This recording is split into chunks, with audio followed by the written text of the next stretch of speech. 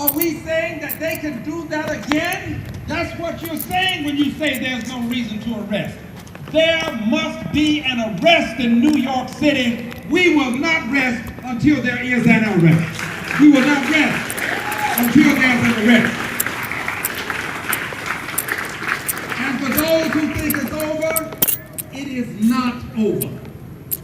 That's why we are here. It's not over. Jeopardy does not attach to a grand jury no bill. You can take that case to another grand jury. We need another prosecutor to take that case to another grand jury. Somebody, somewhere in this system ought to appoint a special prosecutor to hear that case in New York City. It ought to go to another grand jury. Now to Ferguson. In Ferguson, there's a basic premise that has been overlooked. And it is not enough for things to be right, they must also look right. It doesn't look right for the prosecutor who is taking the case to the grand jury to have had his father killed in the line of duty by an African-American male, have males and sisters and relatives, if you will, relatives who are all associated with law enforcement. He should have recused himself from the case. He should have had the integrity, the honor, and the decency to say, it's not enough for this to be right, it's got to look right, and I don't want people to accuse me of having some kind of bias. He should have recused himself. And when he did not, the governor of that state should have had the good reasoning, the good sense, if you will, to say that if you won't step aside, I will appoint a prosecutor to take this case and take it before a grand jury or take it before a court, because they didn't have to take that case to a grand jury. It could have gone to a preliminary hearing, and we could have heard all of the evidence that was to be heard, and we could have seen the witnesses as they testified. What happened in Ferguson was an injustice. What happened in New York City is an injustice. But not everybody's going to agree with us. And there are some people who don't want you to assemble today. There are people who don't want you to sit in, to lay in, to die in. There are some people who want you to see business as usual as okay. But you're not going to allow those people to challenge you and prevent you from doing that which you know to be just and fair. We got here because of protest. If there had been no protest, I wouldn't be in the Congress of the United States of America. If there had been no protest, Barack Obama wouldn't be president of the United States of America. If there had been no protest, you wouldn't have judges and lawyers and doctors who are now practicing their trades in the United States of America. It's protest that got us here. And it's protest that's going to take us to the next step in this journey. So when you start to read all of the ugly things about me on Facebook, and you start to read all of the things that these 500 or more people who've called my office saying ugly things are saying, and when you see how the media were presented in a negative light, remember that you were here and that you heard for yourself and you are seeing for yourself. And you are not going to allow yourself to be turned around by people who want to maintain the status quo that is costing too many people their lives. Make no mistake about it, my dear brothers and sisters. This is not going to be easy. There are people who are organized, well organized, and they are doing all that they can lawfully, I might add. They are expressing themselves and they've got the right to do so, but they are doing what they can to talk us out and to a certain extent create a degree of intimidation. But the one thing that we have with us is this: we are on the moral high ground.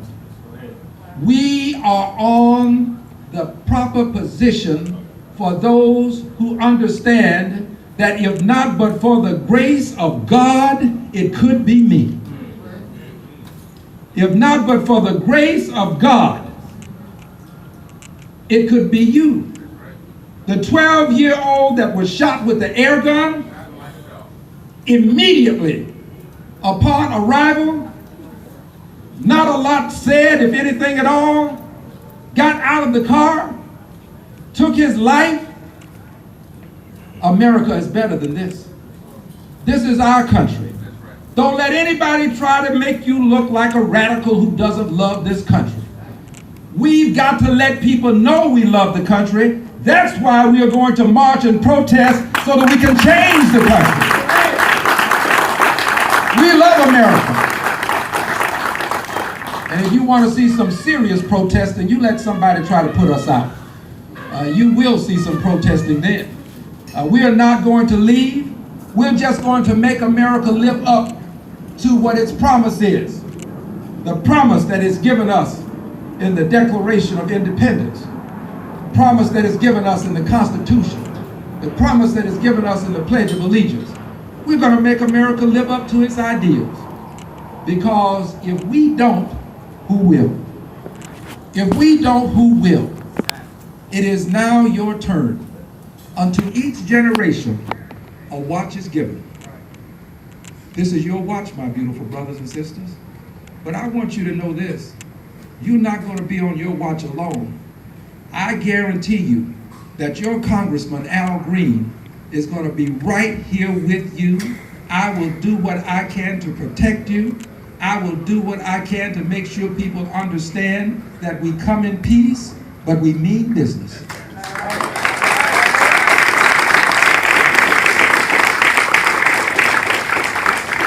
Now, as I close, I want to recognize the fact that the president of Texas Southern University could be in his office looking at this event. The president of Texas Southern University could have appointments and just can't be there. But the president of Texas Southern University has chosen not only to be on the campus, but to be in your presence. And I think for this, he deserves a big expression of appreciation. The Honorable John Ruffey is here. Let's hear it for him. Surely you can give him more noise than that. Surely you can. Surely you can let him know that it means something that he's here with us.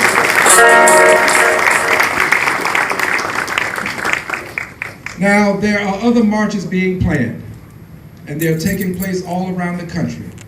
So these are some of the things that I want you to do and don't do. One, as we do this, make sure that we let the world know that this is peaceful. We are not going to commit crimes.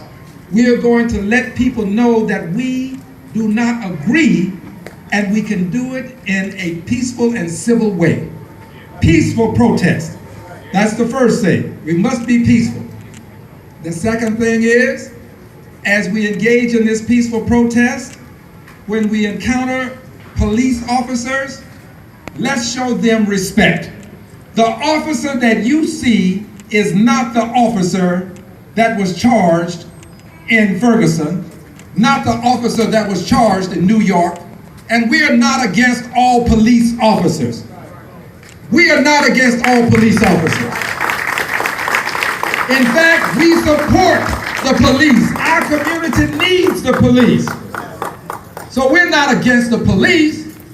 We are against those who break the law. And we want to see no person above the law. No peace officer should be above the law. No judge should be above the law. No congressman should be above the law. But no, not only should no one be above, no person should be beneath the law. No person should be so small, so young, so poor that the law doesn't treat you fairly. So as we protest, let's respect the peace officers that we encounter.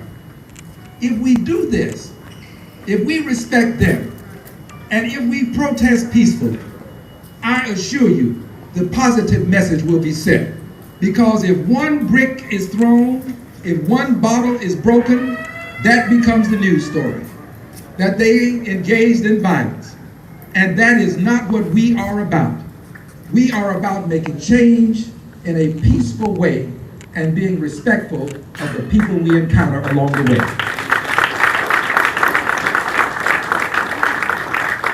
I will be going to other marches around the country, and if anybody is interested in knowing where marches may be taking place, Brother Derek Muhammad is here. He and I will be in contact with each other and in contact with your student body president or leaders, and we will keep you posted. When I was in college, I went around the country marching and protesting. I also took care of my homework too now. It's all right to march and protest, but make sure you get all of your homework done. Your parents sent you here to get an education, and don't let anything get in the way of that education, because we need you. We need you in the positions that you aspire to in the broader society. And for you to get there, you have got to get your education. That's what you came for. We want you to exercise your right of free speech, but also exercise your right to get an education. And as we move across the country, I want you to be aware of these things, because if you want to be a part, we want you to, but not if you have to put anything else aside. And I'm mentioning this because Mr. Sharpton, Reverend Sharpton, is talking about a march in Washington. And I assure you, I plan to be at that march in Washington when Reverend Sharpton and many others from around the country will be there. And if you desire to be there, let us know, and we will see what we can do to help you if we can, to make sure that Texas Southern is represented at the march. Let's do this. I believe in prayer. If you do not, I respect your right. But if you would, join me with just a brief moment of prayer.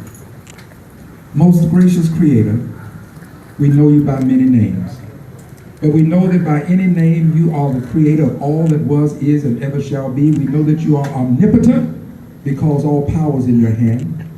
We know that you are omniscient because you knew us before we were even created, and because you are omnipresent. You are with us at Alpha, and you'll be with us at Omega. And today, dear Creator, we come before you as people of goodwill, seeking to do your will to make sure that all of your children receive justice. We understand that the well-off, the well-heeled, and the well-to-do will fare well. We come today on behalf of the least, the last, and the lost, on behalf of people who cannot defend themselves, on behalf of people who are no longer here.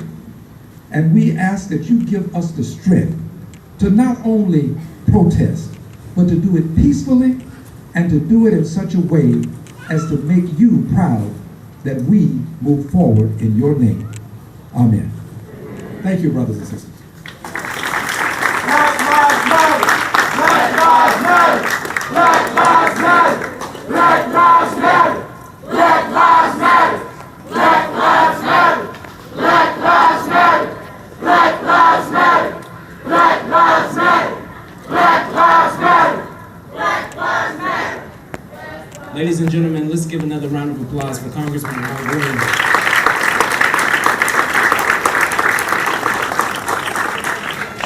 Our next guest speaker is